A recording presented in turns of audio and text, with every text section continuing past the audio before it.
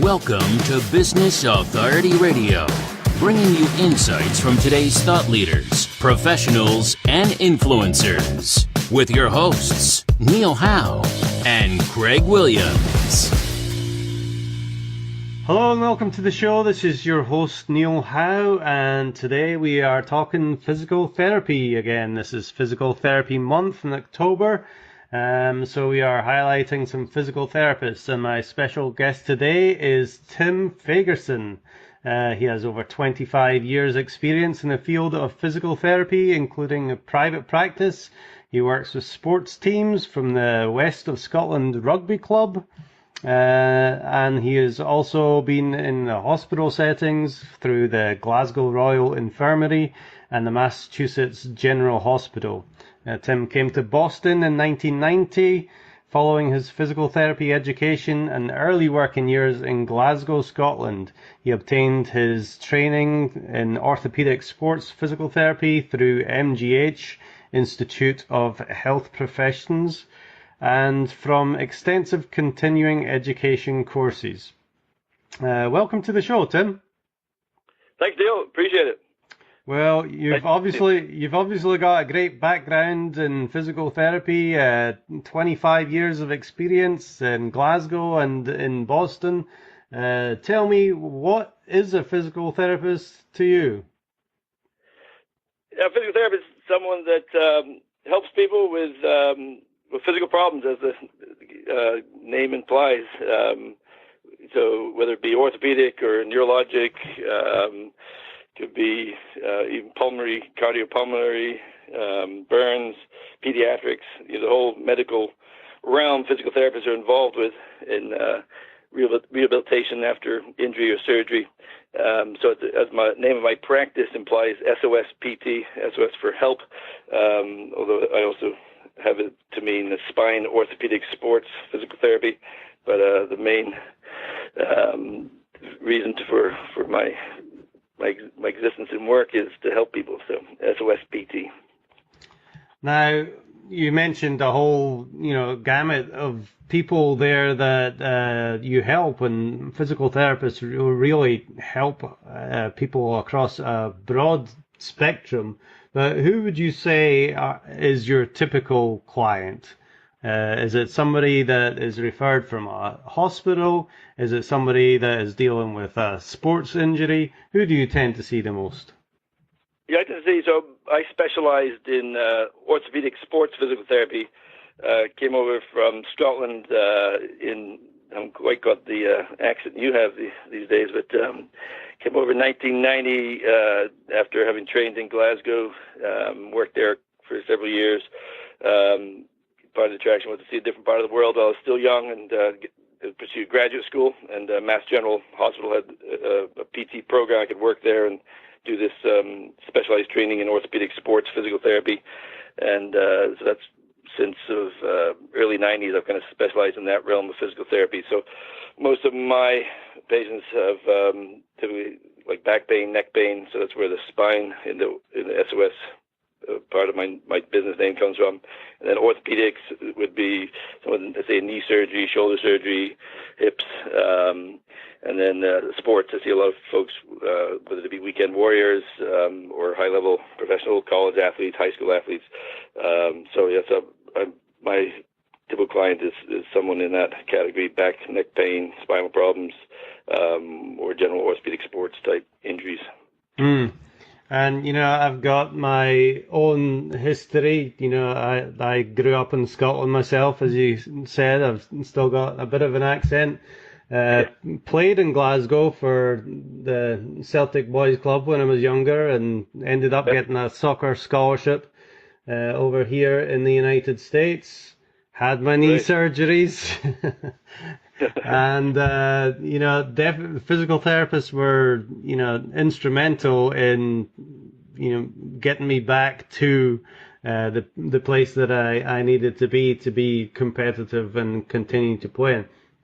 So what are some of the challenges that somebody like myself or, anybody else that, like you said, from a professional sports person to a weekend warrior, what are the challenges that they have that they need a physical therapist to help them with? It also depends whether it's just a more minor problem, maybe a pain issue, a mild muscle strain, or a low-grade ligament sprain. Those hopefully are going to heal naturally and completely, and the physical therapy would be involved in regaining strength, range of motion, flexibility, coordination, balance, and then all the attributes involved in sports, skill, coordination, agility, balance, etc. So there's that. There's more sort of minor type injuries, which you can usually hopefully get back in maybe 2 or 3 weeks, and then obviously more major ones such as an ACL tear or some types of fractures. Obviously, if something involves a joint, that tends to be more complicated than if it's say if you had a fracture, non-displaced sort of fibular fracture, that would heal up pretty quick and easily. But something that's more complex, it's going to take a long time, such as the Celtics. Boston Celtics player that you see that first game of the season, Celtics against the Cavaliers, and Gordon Hayward went down with that awful-looking injury of his distal tib fib ankle, so he'll probably be out for the season, or at least probably they think 4 or 5 months. So, so obviously those sort of problems, they're going to take time. Definitely. So explain what happens, for example, with an ACL tear, which seems to be a much more common injury, especially in the soccer, basketball fields. Explain what happens with a major injury like that. What happens to the body, because it doesn't affect just the knee, it affects the whole body. Sure, yeah. I mean, obviously, with not being able to be active like they were, disuse atrophy can be a huge problem. So when you're laid up in the hospital bed at home, not able to be as active as you were before, your body can really get out of shape. So part of the goal of the physical therapy is maintain the strength and endurance and muscle bulk and strength as much as best you can, while the injured area is is healing and regaining its strength and motion. So that's in terms of the whole body. You definitely got to look at the big picture. The mental side of things also is huge. People get really down, discouraged, frustrated. So be able to be proactive and keep the person motivated and wanting to make that comeback. My own son had knee surgery back in March and April, and a condition called osteochondritis dissecans of the knee. It's like a stress fracture behind the cartilage on the inside of the knee. If you catch it early in a kid like this, it's a bony injury. You can heal up and they get back to normal. But if it's something that's not caught until they're in their 20s, it could be more of a cartilage type problem. And so glad we caught it early in his case. So it's really all about maintaining that range of motion and getting the movement back. How soon after like a surgery can you really start moving? Is there like a period of time where you just need to relax, or do you really want to start moving right away? Oh yeah, we try and get people moving right away. After, say, take your ACL surgery or other types of knee surgery, they often put people in a CPM machine, continuous passive motion, because the cartilage, if there's any injury to the cartilage, that passive motion helps to heal a cartilage injury, as well as preventing stiffness, something called arthrofibrosis that can be a complication of the surgery. So yeah, that early motion is critical. So right away after surgery, the physical therapist is doing some passive motion with the patient, as well, and then sometimes using these CPM machines, and then they have them do isometric exercises where there's no joint motion, such as quad sets, glute squeezes, and then you're pumping the feet up and down for circulation, prevent blood clots. And then get them up on walking right the day after surgery. Sometimes the day of surgery, you've got someone up. And a lot of these surgeries actually are day surgery nowadays. So you're out back home the night of the surgery. But depending on the problem, it could be no weight, touchdown weight, partial weight bearing, which could be up to 50% body weight, and then in some cases weight bearing is tolerated, where whatever you can handle, you can go full weight if it didn't hurt. Getting people going right away is huge. But it's I have a mantra I call GPA, gradual progressive adaptation. The body you start off at a low level and then gradually increase the loading and the forces as the body heals and adapts. And obviously, when you go through a traumatic injury like that, you want to be able to get back to 100%. After going through an injury like that, does it ever get back to 100%, or is it always going to be weaker than what it was before? It depends on the extent of the injury. The goal, absolutely, get them back to 100% would be the goal. Maybe 110%. Some of these pro athletes that come back from their ACL injuries, they come back. Who's that guy with Minnesota? Peterson, was it? He came back, I think, even stronger after his ACL reconstruction. And then people like Wes Welker for the Patriots, he came out very strong after ACL surgery. Obviously, Tom Brady had ACL. He's doing great. I think sometimes these athletes can learn how to look after their bodies better from having gone through the experience of an injury. I think Tom Brady obviously could have discovered his TB12 approach from having what he's gone through both with injuries and as an athlete, and what's the best way he thinks it is to take care of the body. So. I think sometimes athletes can come back even stronger, become even more knowledgeable and resilient, and careful about how they preserve their bodies and have longer careers. Yeah, and I can definitely say from my point of view, just because you do so much work on it post-surgery, to strengthen that area, it may actually come back, where you're stronger than you were before, which is a great thing.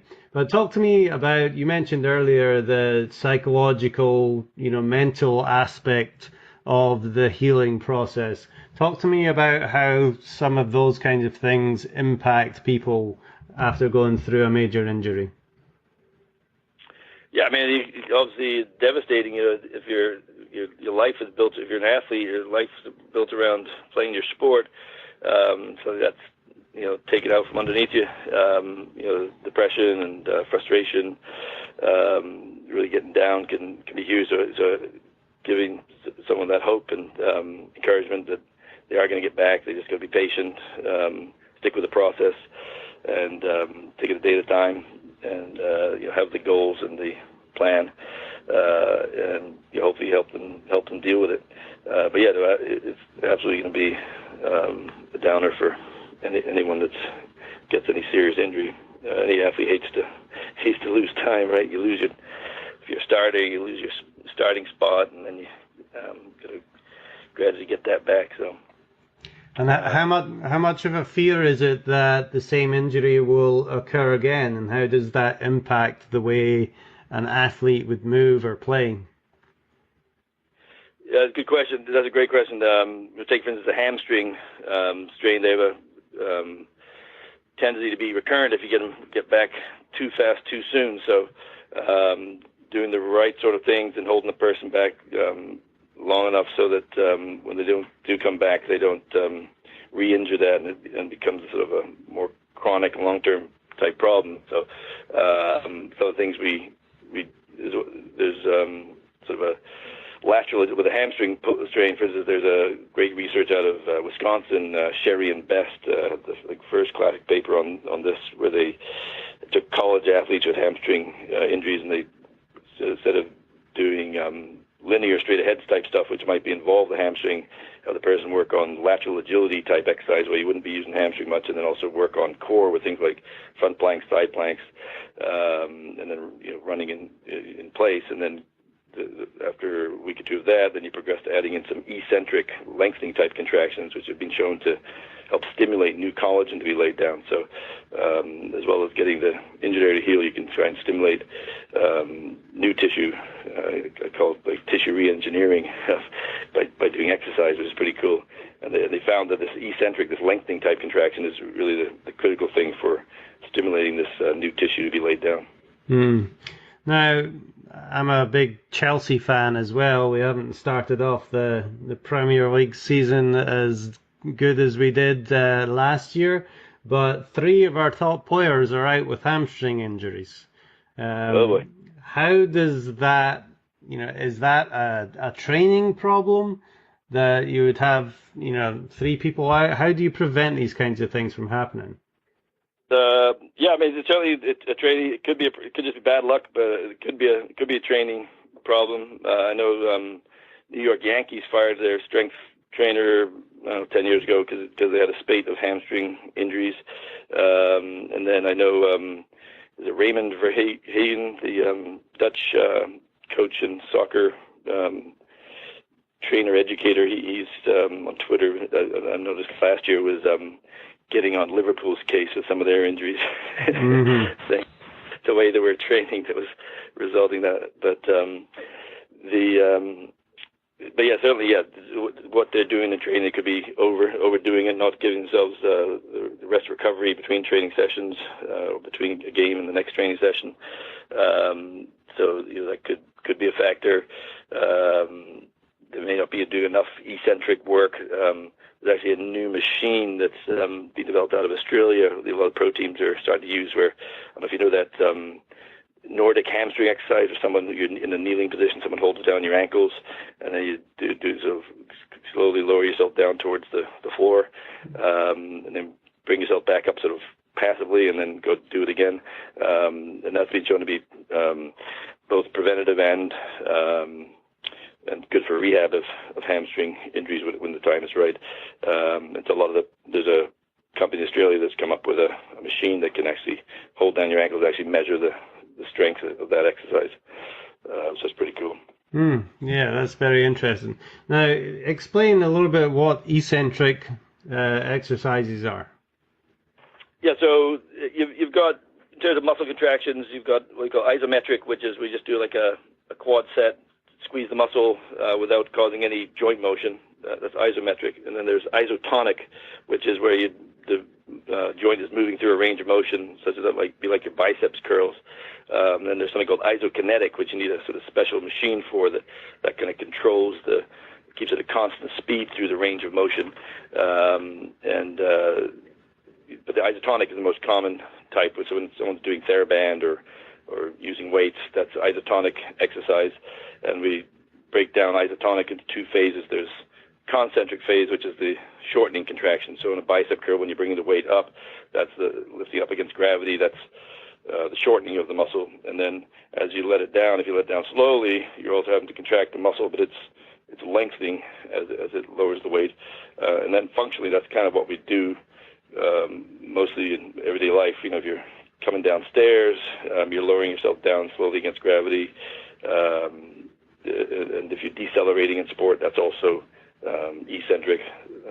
One of the classic is the hamstring injuries that we're talking about. That's often could be a eccentric overload. Someone's decelerating and may get pull on the muscle. Baseball pitchers often with their shoulder injuries, when they throw the ball, the arm's getting thrown as well. And so what decelerates the arm is the eccentric contraction of the rotator cuff and the posterior shoulder muscles.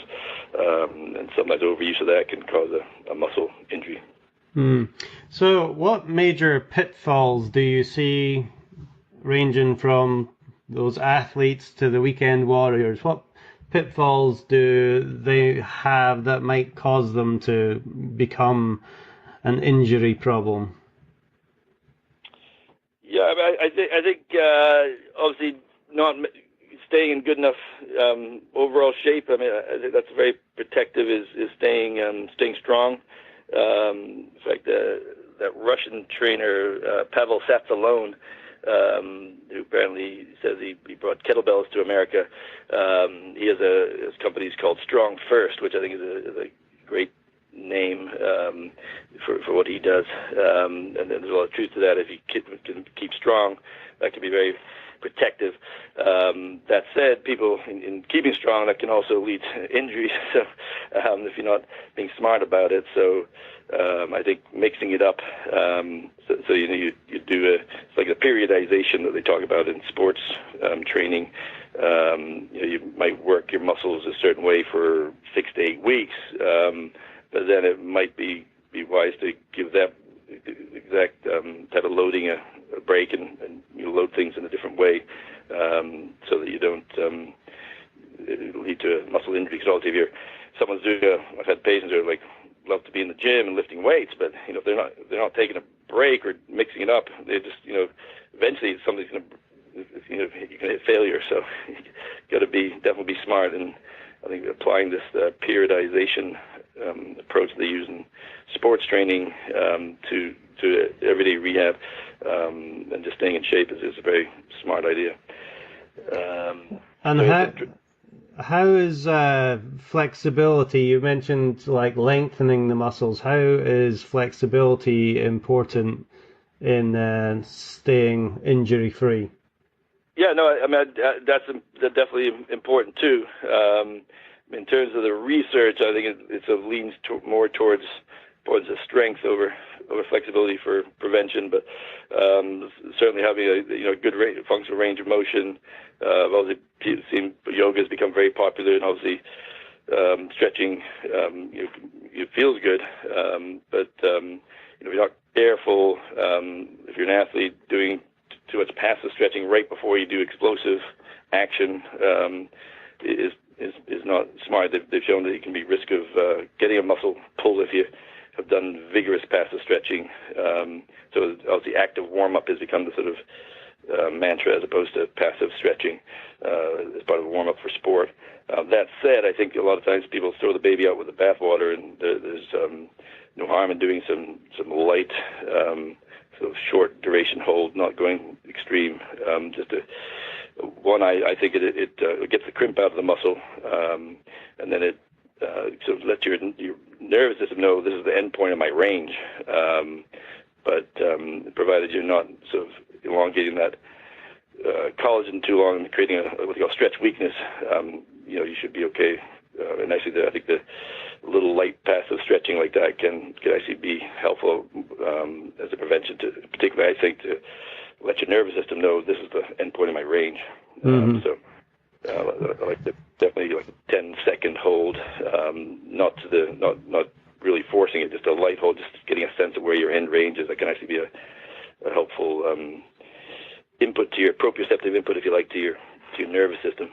Right. Because that's a great word, proprioception. That's one of the key things for preventing injury, is having your nervous system be able to look after you, because sport's happening so fast, you haven't got time to necessarily think consciously about what you're doing. So if your body and your brain are trained to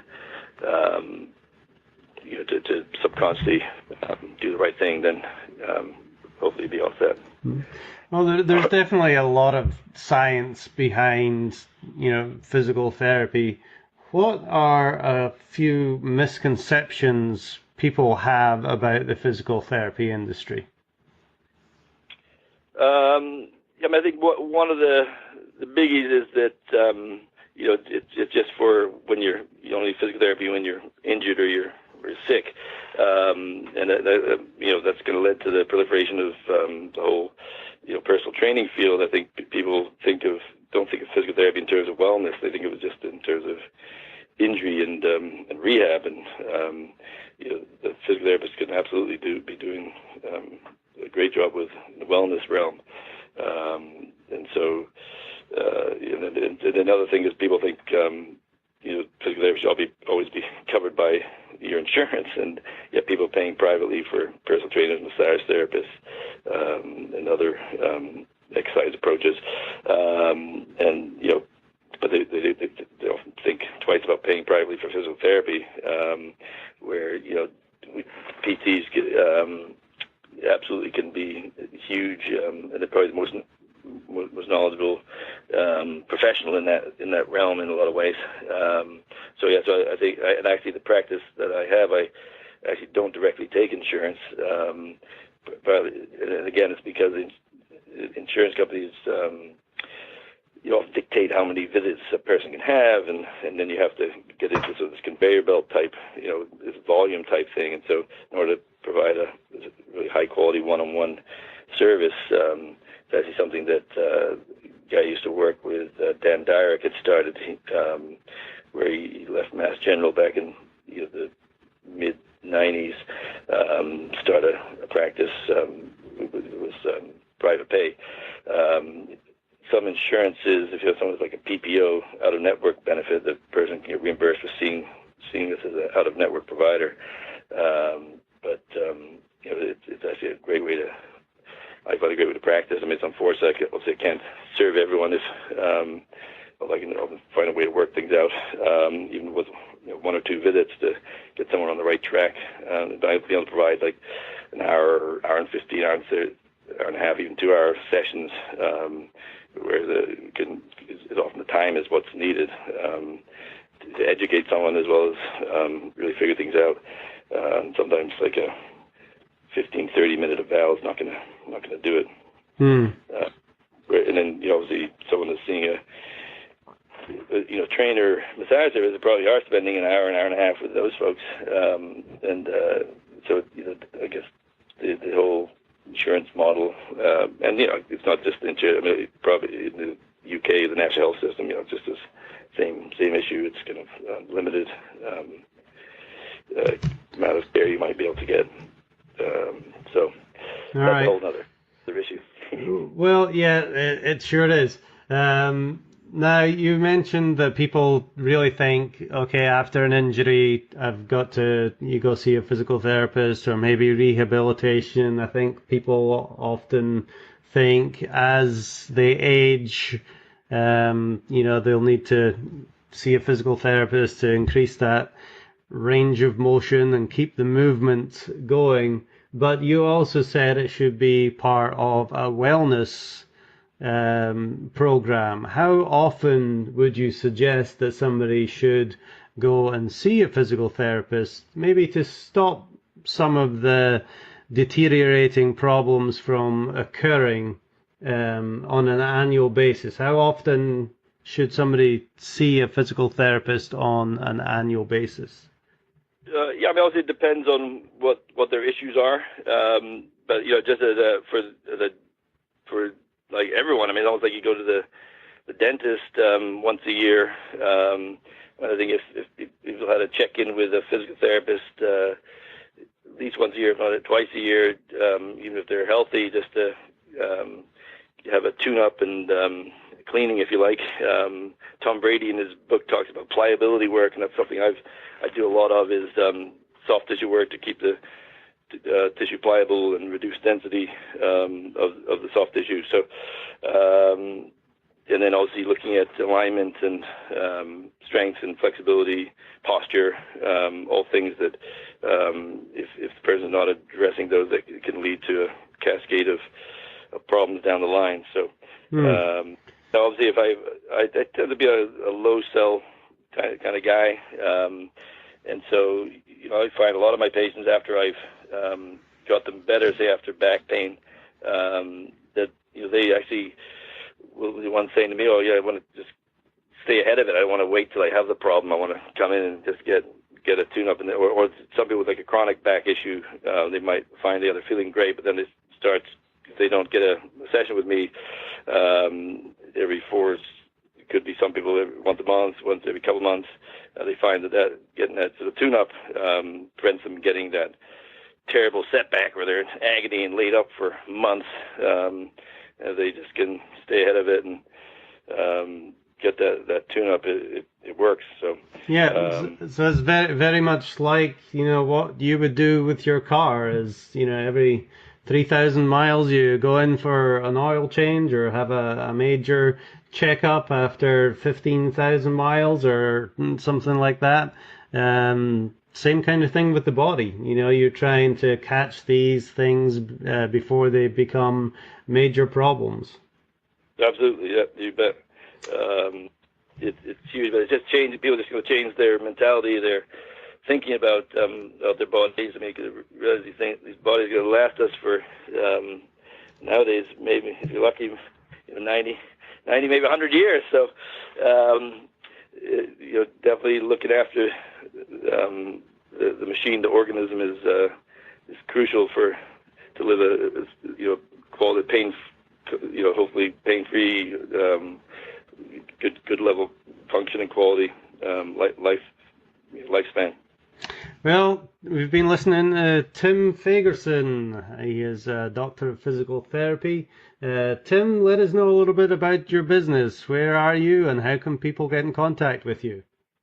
Sure, yeah.